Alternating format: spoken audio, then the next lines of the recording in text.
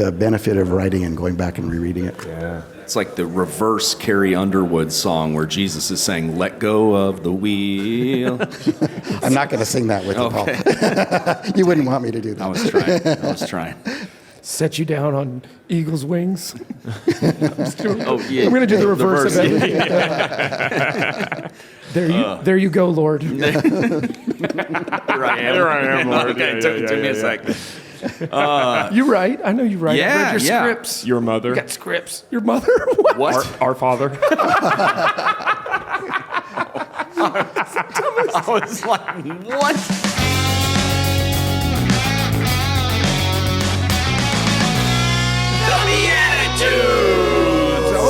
Yeah, BeatiDudes. You know, we're coming to you live from the YCP National Summit Conference Gala. Yeah, live at the time of recording. Yes. Summit Conference Gala, VIP, Summit Verso Lauto. But you know what? They were like, we're doing this where the Dallas Cowboys practice. What better could we do to show off that YCP is a big deal than bring in the BeatiDudes? Yeah. The stars. Yeah.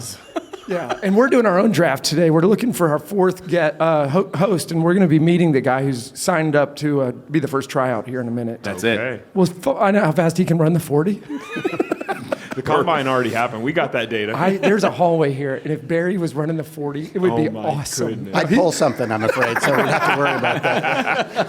He's like, I'd pull the show from the air. Yeah. Hey, y'all, my name is Jeff Schiefelbein. I'm one of the BeatiDudes, and we are grateful. Theo, the app, the streaming app, is hosting us here and producing this for us, and even were nice enough to just give us 3 chairs instead of 4. Yeah, so I'm sharing a love seat with Jeff Schiefelbein. That amazing man whose legs are tighter than mine is Paul Kolker. Yep, I'm just flexing the whole time. He's You flexing. really need to stretch those hammies. You're so tight. Constantly flexing. I think the flex, though, is where you're doing that thing where you're trying to pinch your body together so it doesn't touch mine. Well, I am trying to leave at least like a quarter of an inch between us here. If you, Paul, later when we play the game, if you don't like what you get, just go with constantly flexing. That's. I will. Well, save some room for the Holy Ghost, will you, Paul? Stop touching. Sorry. Hey. And the other voice you hear there is Nick Bezner. What's our going on, co-host. everybody? We're so excited to be here. You guys dressed in awesome polos, and I'm just dressed like a businessman. Hey, businessman. I Yeah, know. you look official. And I look like I attempted golf this morning. But I feel like that gets you in anywhere you want to go. You could go back in the back alleys of this hotel, and you could start serving people with that BeatiDude shirt on. People are like, "Oh, are you one of the BeatiDudes?" Back yeah, alleys. that's why I have the shirt. That's why I'm in the back alley. Okay, well, we're blessed because we brought in one of the speakers for the YCP conference. We didn't bring him in. We just said, can you come sit in the corner? In the hot blazing sun? Yeah, it's right near the bathroom. This is really weird. It is toasty in this corner. They did not put airflow in this fake little inlet thing. But that probably, I like it. I like it. yeah. Like, it feels more intimate this way. Sweat. It's a sweat lodge. Yeah, really. we'll enjoy that. It's like it's recreating the concept of a sauna. Yeah. With recording equipment. Yeah. Well, and I got to say, like, the people from FEO, streamfeo.com, decided to put some hot lights on us because it wasn't bright enough. So thanks, dudes. Yeah, wow. Awesome. Barry, first of all, Barry Rowan, I just looked down and you got on pink flamingo socks. Yeah, these are my pap socks. You know, I'm a grandpa. They call me you Pap. and they give me these socks that have flamingos and bears and Awesome. campfires on them, all the stuff. How you many need. people call you Pap? Well, our 3 grandkids and our two sons and their wives. So, Awesome, Pap. We're glad to can I call you Pap? sure. All right. I guess we got 3 more in the family now. So, I love it. Listen, based on the success I've seen you had, I've been happy to be your grandson right now. we just did our wills, so I don't know if you'll be happy yet. So. Listen, Wills can be rewritten. That's what Jeff's saying. there are ways. How did you, let's just say this, how did you end up being invited to or getting connected into the Young Catholic Professionals National Summit? Well, I'd spoken at one of the local gatherings in Denver a few years ago, Yeah. and then spoke 3 times at the Napa Summit in Napa last year, and there was a person from YCP in the audience, and I don't know, maybe they had an extra space they couldn't fill up, so they asked me if I would Nice. join them here today, and actually I'm really honored to be able to do it. So I led a workshop before the conference started on bringing meaning to our work. Well, that's an important thing to do. And Yeah. is Denver home, or you just happen to be in Denver for that talk? We're in Denver. My wife and I have been married for 43 years and moved 16 times, so we've lived all over. But we currently live in Steamboat Springs, Colorado, up in the mountains. Nice. Awesome. Oh, that's a great little resort area for skiing and all of that. Yeah, it's spectacular. If we leave you in the will, come up and see us. So. Okay. All right, I'm going to take you up on that. Yeah, the only way I'm coming to see you is if I can have proof that I'm in that will. You're going up there to verify. Barry, that's so awesome. We on a recent episode, we said, what's your dream home? And I said, me and my wife have talked, like, when we retire, we want to be in a little mountain town and have our own B&B and, like, actually do the breakfast part, like the hosting part of a B&B. Well, we actually view our house as God's house of hospitality. Love it. And so we're kind of just living in God's bed and breakfast, and have had 20 retreats there since we've been there in the 5 years. So it's really a part of who we are and what we hope to do. That's the title for your next book is God's Bed and Breakfast. Yeah. That's got a nice ring to it. Yeah. You guys could endorse it by being our first customers, right? Oh, So- yeah. Bibles. We can fill that up. For sure. We got Bibles, Belgian waffles, and Bed and breakfast. beautiful bears. Did you know where you were going when you started? No, of course not. Of course not. Barry, I want you to get to know us for a second here. My dream home came on the market, and I bought it, and it turns out it was Paul's childhood home. It makes no sense. My That one's Paul. parents built the house, and Wait, then we have a moved out real of it audience. later. Oh my Yeah. gosh. Oh yeah, they're there. Hello. Hey, we were going to brag that we had the best audience member. It was your wife, Linda, is here. Thank you for being here. Oh, yes. And we prayed with Linda beforehand. That was a powerful prayer. Thank you for that. And I think that prayer, Linda, worked because she goes, I hope somebody else shows up. Look at this. It's a 15-fold increase now. This has got a 5 loaves and 2 fish kind of situation. That's right. I got to tell you this because you're going to love this. Oh, it's so funny. I know where We're you're going. reading Jason Everett's book about JP2 at our business, and we just do a few chapters every couple weeks. And it's called JP2, what's it called? His 5 loves. His 5 loves. Okay. And it wasn't until the 3rd book club that people were talking about his loves. And I flipped back to the cover and I squinted at it and I was like, that makes way more sense. I've been thinking I was reading a book called The 5 Loaves. JP2 and his 5 loaves. I mean, it's biblical. That's close. Loave and freedom. So good. So Loave and responsibility. Yes. Oh my gosh. So, yeah, there's a lot of weirdness going on. Yeah. Hey, I want to talk about faith. First, I do want to tell you, my son got his first communion today. He was supposed to have it next week, but my wife and my other son are going to Lourdes. So Father Edwin squeezed us into made 8 a.m. Mass. A whole bunch about Paul Schiefelbein getting his first communion. He received both the body and the blood. And when the blood hit him, he had never probably experienced this before. I don't think my 7-year-old's sneaking around with wine. But it hit him, and he was all alone in the front of the church, and his eyes opened, and he goes, wow. Like the Holy Spirit struck him. But That's awesome. Beautiful. I think the Holy Spirit struck us when we were praying with you before this, and we were just talking about your spiritual journey. You wrote a book, more than one book or one book? One book so far. Okay, called The Spirituality of Business? Called The Spiritual Art of Business. Spiritual Art. Connecting the daily with the divine. Okay, that's no joke right there. It's got a good ring to it, yeah. How did you come to be somebody who would write a book about faith and business and connecting all of this? Well, I really came Let's go back to Little Barry. well, if we go all the way back to Littleberry. Yeah, pre-pap. Pre-pap, yeah. yeah, that's like a pre-pap deal, I guess. Right? Yeah, So I was raised in a family where my dad was of Jewish heritage. Yeah. Was not a practicing Jew, but was of Jewish heritage, and my mom was Catholic, so we were raised Catholic.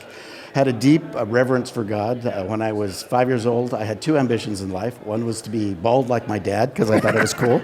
Awesome. And the other was to be a priest. So I just had this deep longing for God and had a reverence for God, but I never really honestly understood the Gospels. And so in my late 20s, I came into really a crisis of meaning and work. Why am I working so hard, and by what measure will I judge the success of my life? And that led me to surrendering my life to Jesus. And it still didn't answer the question of meaning and work, which would take another 8 years. Yeah. And I wrote 350 pages to myself, mostly in the middle of the night, trying to understand that. And God took me through what I would describe as a succession of paradigm shifts through that, and then ended up speaking about this all over the world. And people said, would you just write this down? We'd like to think more about it. So, they say, how long did it take you to write the book? I said, about 40 years. Yeah. So when I finished a corporate career a couple of years ago, we published the book. Did you bring copies for the BeatiDudes? Yeah, we can sell them to you. You can order one on Amazon. I'll give you the link after the show. I like it.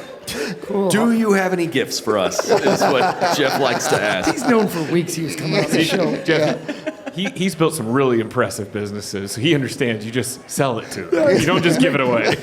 Actually, we gave copies to all the people who participated in the seminar here, 200 copies. So I'm sure we can find an There's extra some floating later. around. I'm sure I could talk some of those people out of their copies. Yeah.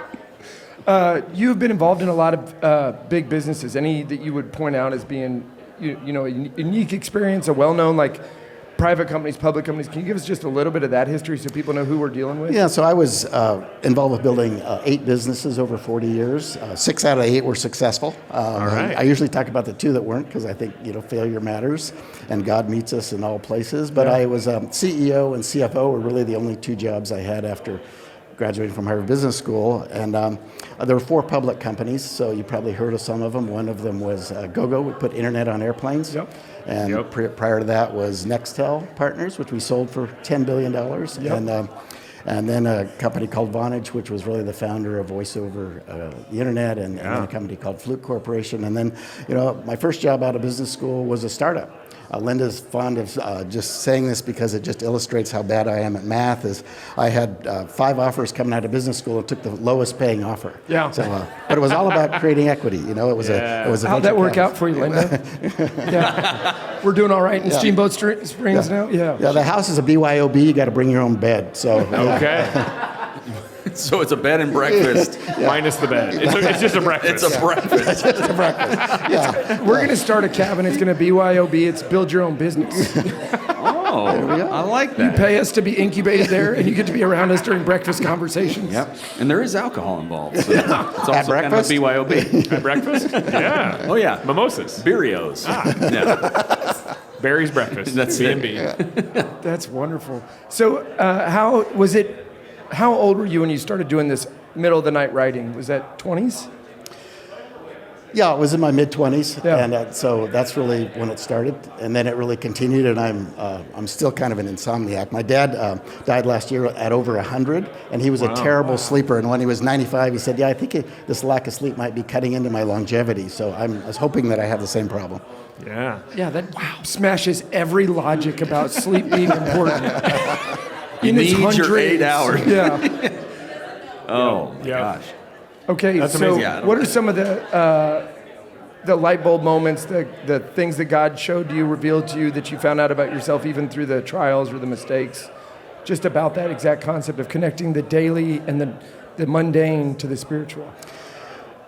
Well, I was just driven to live a meaningful life. I did not want to live a life of insignificance, and I think that's what's led to the crisis of meaning in work in my late 20s. And things were going fine. I was president of this company that would be the 110th fastest growing company in the U.S. And I said, why? Why am I alive? And I just was deeply committed to being able to connect what I'm doing in the present moment to purpose in life. And that was the test for me. Can I connect what I'm doing right here, right now to purpose in life? Things as mundane as somebody doing an Excel formula in a spreadsheet, in a strategic Not plan. mundane. Okay. It's next level. Okay. I love it. He's a happy guy right now. So I'm just going to talk to you right now. We're friends, Barry.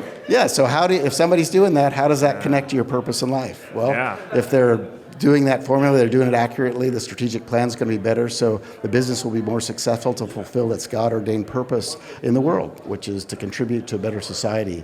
And the role of business is to serve when you see it through that lens. So as those pieces started to come together, it radically transformed my perspective of work. Yeah, healthier business, more people employed, doing better, earning raises, better family conversation and dinner, around the table conversation, right? Yeah, and you're even blessing the spouses, the kids, and even the idea of value creation. Right. I always wondered, why do I care so much about the stock price going up? Well, the thickness of our wallet is a part of it, but frankly, that's just not enough. And but have you ever thought about the idea that business is the only entity that creates economic value? Every other institution distributes it.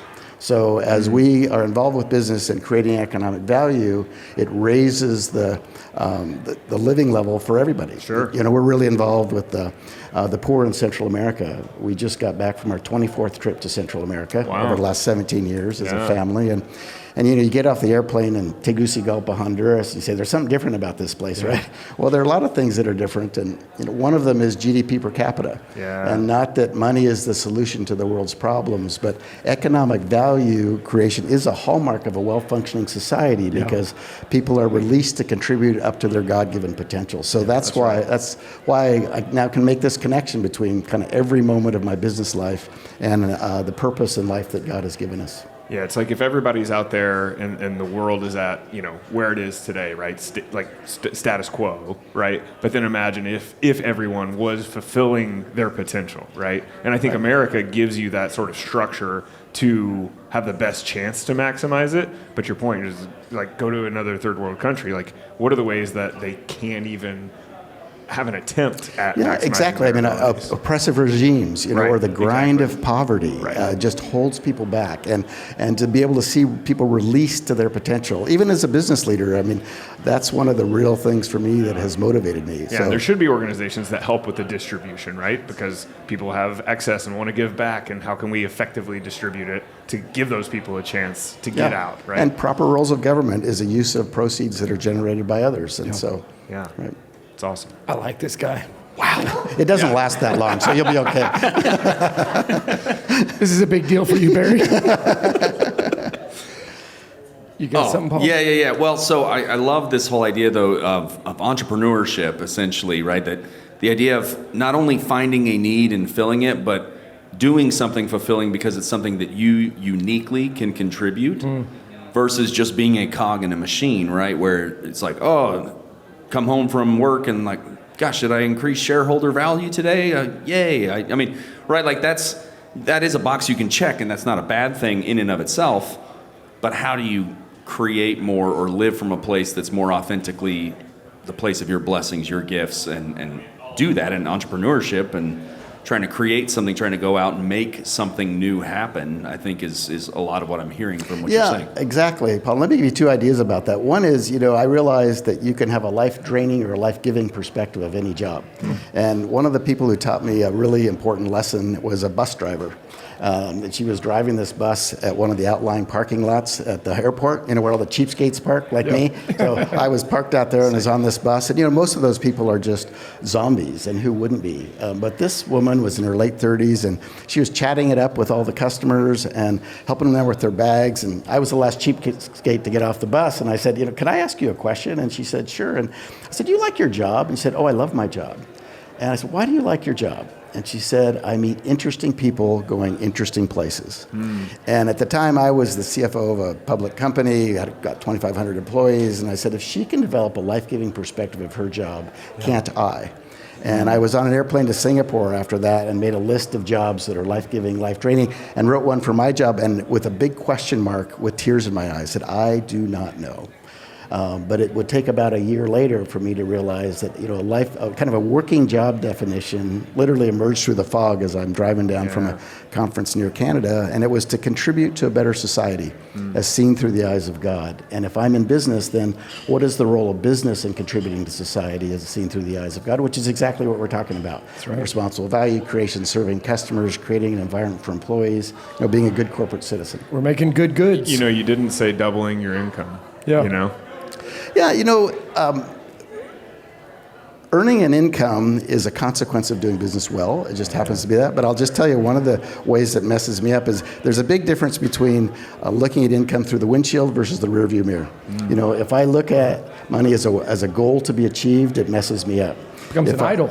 If the focus is on doing my very best job to build a business that can contribute in all the ways we're talking about, and it happens to end up with a pile of money, it goes from being a goal to be achieved to a gift to be managed for the benefit of others. And when you begin to see that everything belongs to God, it includes our money, that we are just stewards of that, and we have an opportunity and responsibility to manage this gift He's given us.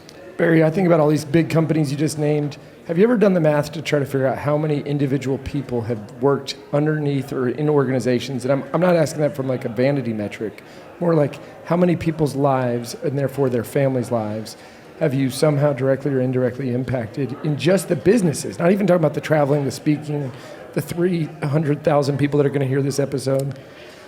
Well, I'm just adding it up now. You know, I was slow at math, as you know, because I took the wrong job. But I would say people have worked in our organizations is in the 8 to 10,000 range, but that obviously multiplied by the number of suppliers and customers and people That's in right. touch. Yeah. So You got the answer right. Congratulations. I can go home now. You can actually. We're passed. going to give you a gift later. That's what it is. Yeah, for sure. You give my book back to me. Is that? I'll sign it. You would. You actually would. Hey, there's a French guy here. And he goes, "You're dressed French today." And I said, no. He goes, "If you got a pair of glasses, you'd look French." I said, "I already have a French attitude." And he goes, "How's that?" And I go, "I'm better than you." Wow. Kaboom! He said, yes, He goes, this yes. is very French. Yes. Jeff is very French. They call me Jeff. A little cultural narcissism. It's a cultural hand grenade. What accent is that? My accents are accidents. No, I love that. Thank you. That's good. So true. Speaking of accents. We got a play little game. Yeah. This game is called Blessed Are the Joke Makers, for they shall inherit the points. That's right. And the way this works is I'm drawing out random cards here. One that is a character card.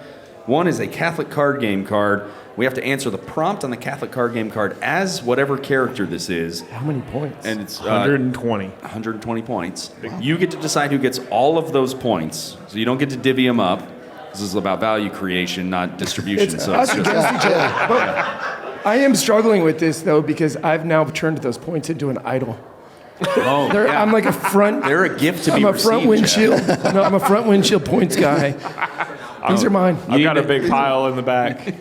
I feel good about You this. just have to create value, Jeff. All right, so here we go. This is fun. As stuck in the decade of your choice, so a character that's stuck in the decade of your choice, seminarians talk about blank after class. Oh, I need you to hit the music.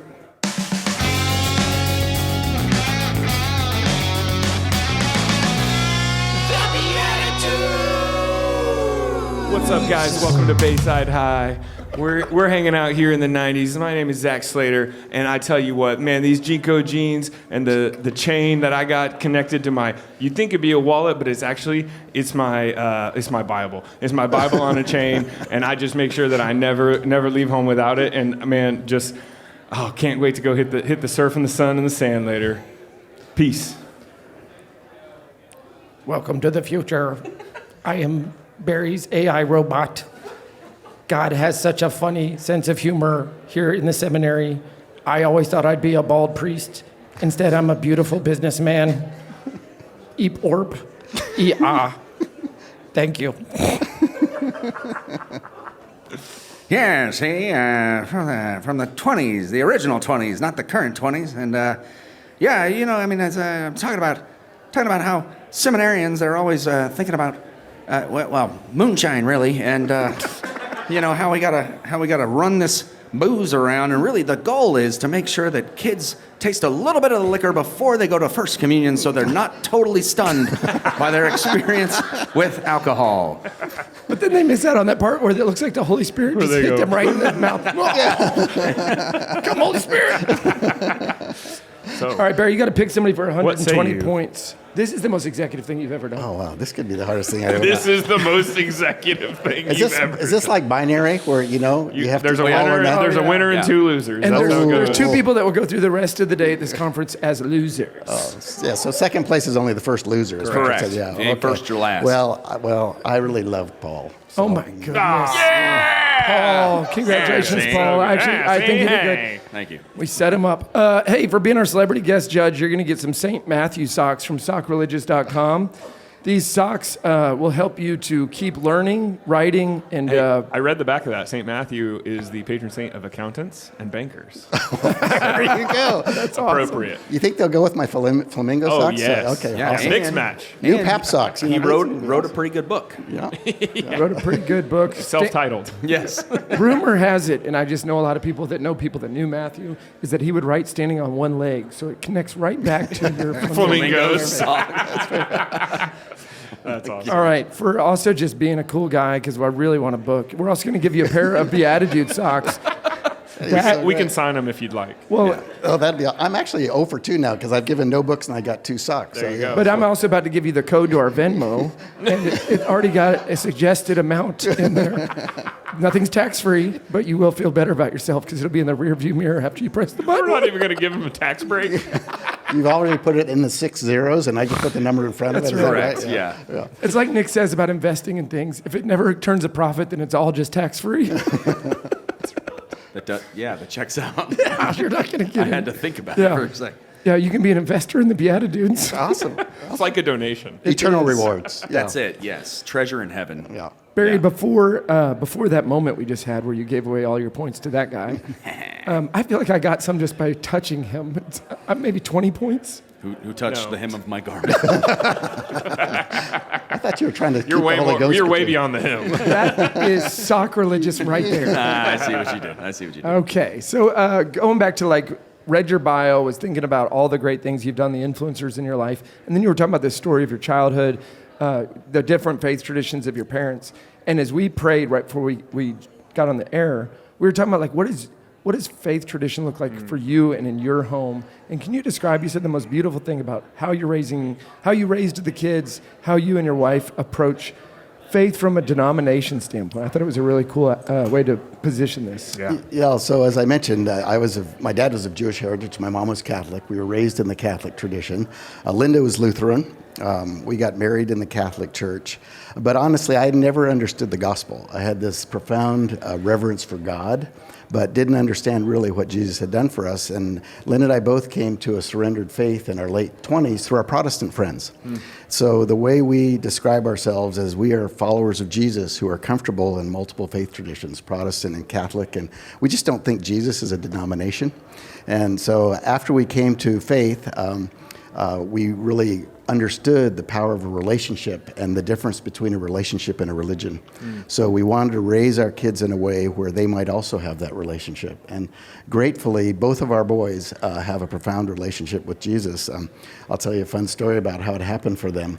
So Linda was a Bible study fellowship teacher, and our older son Mark was about 4.5 and maybe 5, and they were sitting on the waterbed, and Mark had invited Jesus into his heart, as they prayed the little prayer through Bible study fellowship. And the two boys were sitting on the bed with their feet sticking out like this, and Linda walks in and he overhears this conversation. And our older son Mark said to our son David, "Would you like to invite Jesus into your heart?" And David said, "Yes, I would." And so Mark taught him the little prayer. This is a 3.5-year-old. And David said, "Jesus, please come into my heart." And about 5 seconds later, he said, "Take him out, take him out." How does he fit in there with all that blood? But they both have this profound faith. And actually, one of our sons and his wonderful wife practice in the Catholic tradition, and the other with our grandkids practice in the Protestant tradition. And we are just grateful that they're all followers of Jesus. Yeah, amen to that. You always talk to these folks that are kind of, I'm going to call you later in life. Is that okay? That would be complimentary. Thank you. I mean, you talk to folks all the time that are later in life, especially we're talking to men and mentors. And, when they start grappling with this, like, my kids have no faith. My kids proclaim that they've never, even been introduced to God, or that God turned their back on them. And you see this pain in adult couples when their adult children have rejected this thing that is either was fundamental and foundational from day one, or that they've grown in as well. And I had a guy tell me once, he's easily one of my biggest mentors, and he just said, "You're only as happy as your least happy kid." And, I think there's probably some truth to that. Of course, you still are your own person. Your kids have free will. You have all that stuff. But kudos to you for building a foundation and traditions that allowed these kids of yours to become adults that have a true relationship. That's wonderful. Well, we're grateful. I mean, kudos to God, honestly, because we know lots of wonderful people who have kids who are faithful people who have kids who have strayed away. Yeah. And I think from our experience, but by the grace of God we go. And And I think a couple things. One is, kids are really, really smart. They watch our feet more than our lips, and does it make a difference in our own lives? And so that was what was most important, is just to raise Jesus up, that all will be drawn to them, including our families. And then we allowed our kids the freedom to make their faith their own. I mean, I went through massive doubts in my journey to faith. Wrote a 12-page paper that was my confusion over Christianity, and I was meeting with these two couples who Lynn and I met with, Protestant friends who brought us to faith, and I just said, I have these tremendous doubts. I stopped going to church because I thought it was hypocritical to worship a God I was no longer sure existed. And out of that came really a commitment. And I committed I said, I think based on the preponderance of the evidence, as the lawyers would say, it's more likely than not that God exists. And so I'm going to put my entire weight down on that commitment and that conviction. And that decision drove out doubt. And so what and Linda and I both really believe is, the deeper the doubt, the deeper the place that God can ultimately penetrate us. So if we allow the doubts to go into the very depth of our being, that God will meet us at the heart of our soul and form the substrate and the foundation of who we are. Substrate. That's the first time that's ever been used on the BeatiDudes. Won't be the last. 10 points for an SAT word. Yeah. I have a chemistry degree, so that's probably the problem. So. Oh, there you go. Yes. I got a question for the dudes. We keep hearing about how Barry has, in his writing, was how he would reflect, how he would work through something. And even like the honesty of writing, not to be read, but to be experienced. Have you ever done that? Have you ever journaled or written, even if it wasn't over a long period of time, like, I got to grapple with this thing, I'm going to write. And since I just threw this on you, I'll just tell you, while Barry's talking, I can remember I was starting my sophomore year in college, and I realized how much I was, in a lot of ways, going along to get along, or getting along to go along, whatever they say. I was doing both of them. You were going along. All of the above. Yeah. We were getting somewhere. But I was putting up with stuff. I was putting up with the ugly racist jokes of friends and stuff that I thought was unbecoming of, who my parents raised me to be. And I wasn't necessarily doing it. I just wasn't doing anything about it. Yeah. So I wrote, and my wife hasn't even seen this. I wrote this thing called Redefine Jeff Schiefelbein, because I like alliterations and rhymes. And it was just like an honest look at is this who I want to be? Yeah. And I didn't. I was grappling with it. It wasn't that I found a better faith in there. It was like, okay, well, I'm going to start culling off some of the stuff that I don't like about my life. That's hard, but writing it helped a lot.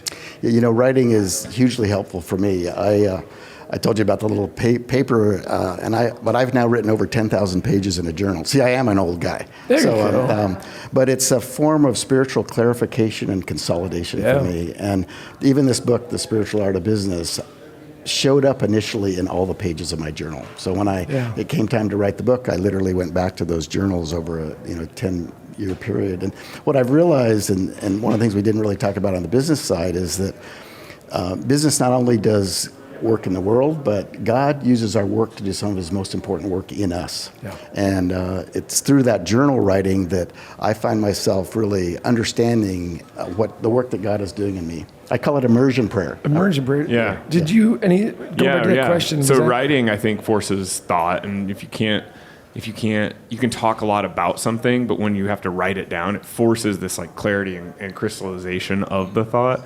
And I had a period of time in college, similarly, where I think it was probably inspired by my college mentor, and I just remember him saying, anything worth doing is worth reviewing. What does that mean to you, and how are you kind of thinking through it and showing up? And in business, I've done that through, AAR's after action reports and reviews, right? You're kind of going through okay, what do we expect to happen here? What actually happened here? How could we have changed that outcome? And that's kind of life, right? You're not necessarily winning or losing. It's not necessarily good or bad. It's just you expected something and you either did better or worse than what you expected, and you get feedback from that one way or the other, and then you continue to just move on and move on and move on. And so I don't have a regular practice of writing necessarily, but I did for a while, and I think it does force that that crystallization. Nick, to your point about the power of reviewing, you'll just see what an idiot I am by this comment. So the very first journal I wrote was after college, and I was helping lead a retreat for college students. And it's amazing how usually the retreat leaders are the ones who need the retreat more than anybody else, right?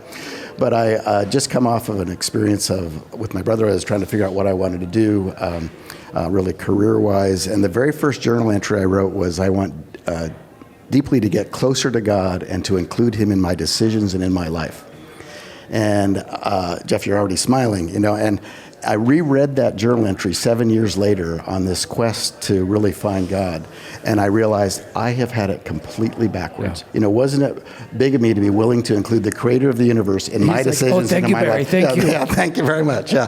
So I was trying to fit God into my plans instead of being willing to submit myself to his plans. And when I saw that I was looking through the telescope through the wrong end, I surrendered my life to Jesus 2 weeks later. Oh, man. It's the power of perspective and the benefit of writing and going back and rereading it. Yeah. It's like the reverse Carrie Underwood song where Jesus is saying, "Let go of the wheel."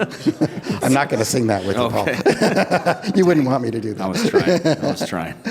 Set you down on eagle's wings. Oh, yeah. I'm going to do the reverse of everything. There you go, Lord. Here I am. Here I am, Lord. Okay, it took me a second. You write. I know you write. Yeah, I read your yeah. scripts. Your mother. You got scripts. Your mother? What? What? Our father. I was like, what? Suddenly we're in 5th grade again. Your mother.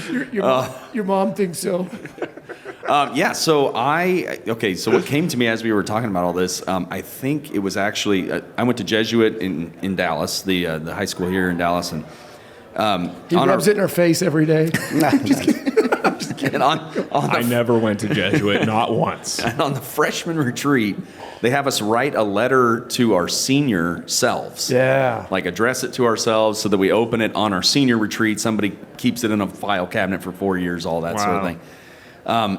So, of course, having watched Back to the Future religiously as a kid or whatever, I addressed it as like, "Hey, Paul, it's me, Paul, your past self," and like all that sort of stuff. Thought it was really clever, but I remember that sort of planting a seed of like, oh, I can actually kind of consolidate, right? Like capture a moment in time.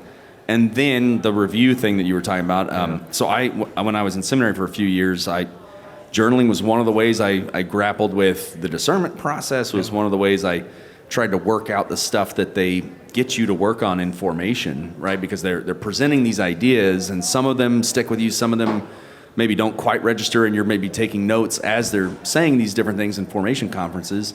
And then it's later, like they sort of plant the seed in those moments, but then it's later that you're like, oh yeah, it is the road to Emmaus really does resonate with me, because I'm feeling like the Lord is following me in this darker place. Like you said, a moment of doubt or something. It's like, oh no, the Lord was walking beside me the whole time. I just didn't recognize him, right? I didn't see him because I was so focused on whatever it was I was dealing with. Yeah, and it's for me, it's an invitation into total honesty. God is the great I am, and I think the only place I meet him is just as I am, buck naked. Check the masks at the door. Yeah, it's be a frightening thing for you to watch me pray. Next year's YCP. Next year's YCP conference. Yeah. Watch Barry pray. No, we're not going to do that. So, but I come into prayer and I can. Really, it starts with a place of unrest. Lord, where am I feeling unrest? And sometimes that's in, violent pain, like in a, business failure or something like that. But other times it's much more subtle. And the soul is kind of shy. But as it begins to kind of peek from around the corners and out of the shadows, I begin to say, oh, here is the source of my unrest. And so that's why I call it this immersion prayer. It's immersing myself in God and his love. It's immersing myself in Scripture. And it's an immersion in our present circumstances. So, Lord, here I am right here, right now, and I'm coming to you, not as I wish I were, but just as I am. And from that place, he can take us into the place of his really everlasting life. Well, and I've heard this saying that kind of gets floated around in sort of the positivity mindset world, the kind of transformational leadership, basically non-religious version, where they say it's happening for you, not to you, right? But I mean, when you look at the way God's divine providence works, that really is the truth. It's just that the kind of the transformational leadership side tries to tries not to mention God, essentially, right? Like, tries to leave God out of the equation. But, in his providence, these present circumstances that you're talking about, if you're immersing yourself in those, it's like, okay, God, you're allowing this, or you're directly willing it, either way, right? He's either positively willing it for you, or he's allowed some, confluence of choices, whether it's my own or other people's, like, to unfold in a way that might affect me in a way that's suffering, right? That you're, like you said, screaming, kind of from a place of pain, right? Exactly. And we all grow through suffering in some of the most profound ways. And, in the book, I even talk about the biggest failure of my life, which was a massive startup business. We raised $2.5 billion, hired 4,000 people in 2 years, in Brazil. Anyway, we won't have time for the whole story, but it ultimately, was the fastest growing company of its kind in the world. The stock price tripled. We filed to go public, and then we had some real cracks showed up in the operations, and I had to move to Brazil and lay off 1,500 out of the 4,000 employees. It was the most difficult thing I've ever had to do. Yeah. And we ultimately sold it for dimes on the dollar, but the business failure paled in comparison to the spiritual anguish it wrought in my soul. And what I realized in that experience was that I had made achievement my God. Mm-hmm. And it wasn't until the failure went away, the achievement went away, that I realized a part of my God went with it. And out of that point, to your point, Paul, about time, God used that to not only crucify the God of achievement and replace it with the God of the universe on the throne of my heart, but he used it to invert my perspective of time. And what I've now come to realize is, so I came to a surrendered faith out of really when Jesus says to us, any of you does not give up everything he has can't be my disciple. And I finally literally said, I give up. Yeah. Well, these 15 years later in this experience in Brazil, I sensed Jesus saying, well, what is the next part of everything? Now what am I asking you to give up? And it was any claim on my own future. Am I willing to live fully in the present moment and let God unfold the pattern of my life as he sees fit? Oh. And it took me a year. And I said, no. And finally I said yes. Yeah. And now what I really see as a way to live life is I think the path to a fulfilling life is to fulfill the duties of the present moment. Lord, what are you asking us to do? What are you asking me to do right here, right now? And to live this moment well. And then if I do live every moment well, you will then unfold this pattern of our lives, and including the pain. And so my kind of mantra to myself coming out of experiences like that is embrace the pain, because God gives purpose to the pain. Without God, as you were talking about, Paul, pain is just pain. But God gives purpose to the pain. Yeah, turn suffering into sacrifice. Yeah, and for a long time I prayed, Lord, deliver me from these circumstances. Just get me out of here, right? This is too painful. On the beaches of Rio, I'm reading Job saying, Lord, I'm like Job. I'd be a lot happier in heaven, if I wasn't here trying to solve this company's problems. But instead of being delivered from my pain, what I really find is that God delivers us through our pain. Yeah. And it's through the challenges that, he shapes us in who he wants us to be. And, James tells us, consider it pure joy, my brothers, when you face trials of many kinds. I may not consider it pure joy, but I'm making progress. I really am. And that's the goal, right? Yeah. Lord, it's, instead of saying, take this away from me, it's, Lord, what do you have in this for me? Oh. Yesterday at this conference, I was talking to somebody about having removed all these filters in my life, or governors is a better way to say it. And most people that are around me know I removed all the governors. I don't even think before I speak. Right? True. I have no comment. It seems to work out, right? Because it ain't me. It ain't me. But what's wild is, I've always said, let's go do something cool for Christ. And somebody was talking about how stupid the concept is. It's stupid to have abandoned will, in a worldly sense. And he's like, let's just be stupid for Jesus. And I was like, yeah, I could do that. I'm already doing one of those things. Let's do both of those things. But you know what you said earlier? I'm going to go back to something super serious. I'm serious about what I just said there, too. Yeah. But you said, it's the be fools for Christ, though. That's exactly right. Yeah, that's what you were saying. But when you said, it's not happening to you, it's happening for you, right? So then I would think about all the different ways that if you just change that one part of the sentence, it goes from being secular to spiritual, like from business to something of deep resonance, because it's coming from God. And I used to tell people, don't work harder than people, work harder for people, all these different pieces. Well, the JP2 book, The 5 Loaves, one of the loaves is about freedom. It's not a loaf. Anyways, he says in there, it's not freedom from something, it's freedom for something. Yeah. And I was like, oh my gosh. It's if we could just keep taking every part of where our world is sucking us in and our natural inclination is to go and just have that twist, then we can suffer for things and have freedom for things. It's like that discipline creates freedom, right? Yes. By Jocko Willink. so many ways. Yeah. No, but it's also the whole run so as to win part that St. Paul emphasizes, right? Where you look at these athletes who suffer daily, right? You look at their schedule and they're waking up at 5 in the morning and they're running and whatever first thing, and then they're doing skill-specific training later in the day or whatever it is, and they're doing 2-a-days essentially, and you're like, there is no freedom to their schedule, but it's freedom for the excellence that they're striving for. And it wouldn't be the Beatitudes if you didn't say St. Paul and remind us of who you're named after. What? I didn't. Did I do that again? Well, I think it applies to marriage too. Lynn and I have been married 43 years, and in our consecutively? Yeah, we didn't even take a break in between. That's Yeah, good. But he said for 4 or 3 years. He said 43. 4 or 3. 4 or 3. And the society says, I don't want to commit, and there's this freedom of commitment. Like, if I don't have to commit, I have this freedom. And the opposite is really the truth. It's the freedom of commitment. When I've committed, I don't have to date anymore. I haven't dated for a long time. Aren't you glad to hear that? You're free from that burden. That's probably a good idea. But it's just this freedom now because we've made a choice, and it eliminates so many other things that we now have the freedom to live fully in this life and for this wife and her for me, and that God has given us. Well, you keep talking about making things the God of whatever.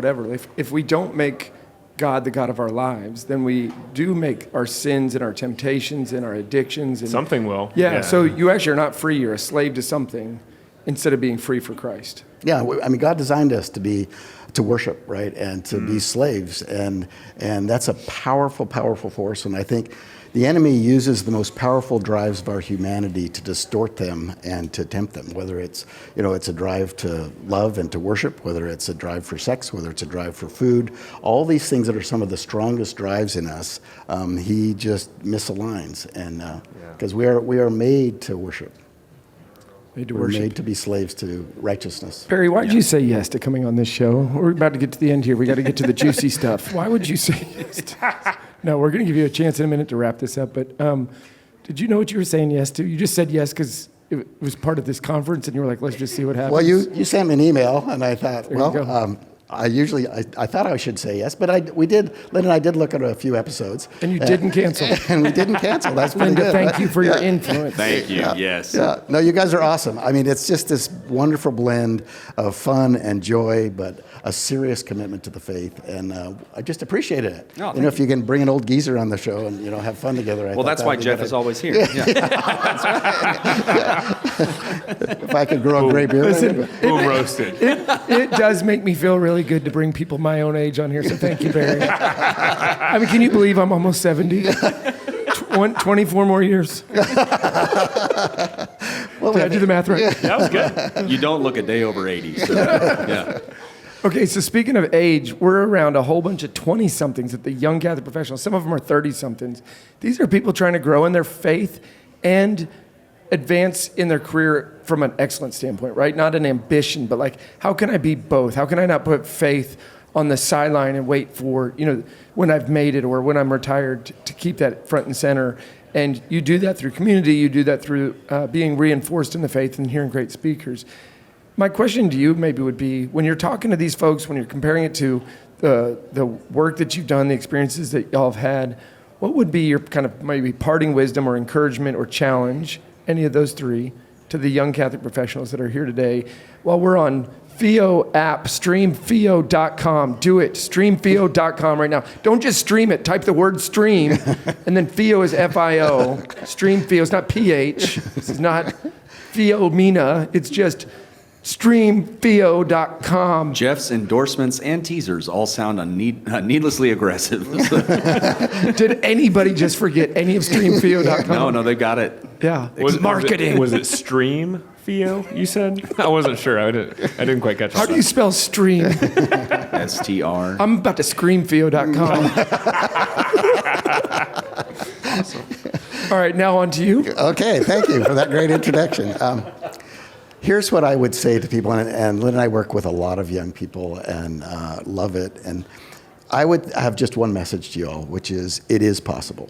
It's possible to live one life under God, to live an integrated life, to connect the daily with the divine, to have every moment of our life be lived on purpose. But it has to be on God's terms, not ours. And it has to start with surrender. I'm convinced that the station that this train leaves from, this journey with God, has to start with surrendering our entire lives to Christ, that over time then every moment will be lived in Christ for him. And because we worship this gracious God who is the creator of the universe, but will not impose himself on us. Yeah. So we need to give him that permission. As we do, we surrender ourselves, we become emptied of ourselves, filled with him, and he fills us with himself.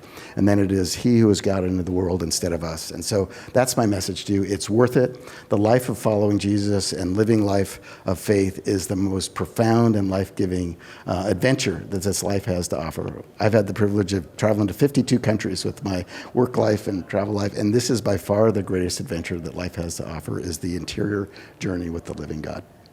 Barry, if I ever croak, you can take my place as the old guy on the BeatiDudes. I might go before you. I'm ahead of you already, so. It's not a race. That's one you don't want to run so as to win. Take your time. Take your time. Well, you've been a blessing to us here at the YCP National Conference, youngcatholicprofessionals.org. If you want to check out that group, streamfeo.com, the BeatiDudes.com, now accepting donations, thanks to Barry being the first donation to come on. Donation just meaning we take the money. Yeah, no tax write-off. But the train is leaving. It's leaving for eternal salvation, and all it costs is your complete surrender. So get on board, choo-choo. You were going so strong there. Threw yourself off. Chugga, chugga, choo-choo. And we will see you in the Eucharist. God bless you. Thanks, guys. Thanks for tuning in. If you'd like to join us at our undersized table, subscribe to the video version of the show on YouTube by typing @, that's the symbol @, so shift and 2 on your keyboard, @the_BeatiDudes on YouTube. We'll see you there.